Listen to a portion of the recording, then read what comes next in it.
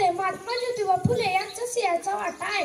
महिला, गोरगरिबांच्या, विद्यार्थी, दलितांच्या महात्मा फुले यांचे खूप मोलाचे कार्य आहे. पण त्यांच्या या कार्याला प्रत्येक जण खुश नव्हते. ते पुण्यामध्ये काम करत असताना त्यांना खूप अडचणी आल्या.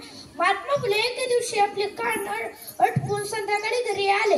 कामाचा कंटाळा आला होता. ते विश्रांती करत होते.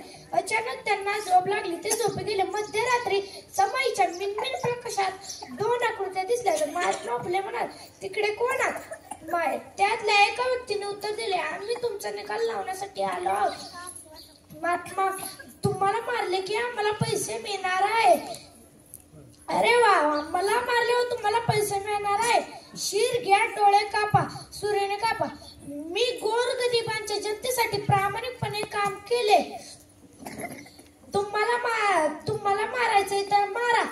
महात्मा फुलेचे हे बोलणे ऐकून मारेकरी म्हणाले, आमच्याकडून खूप मोठी चूक झाली.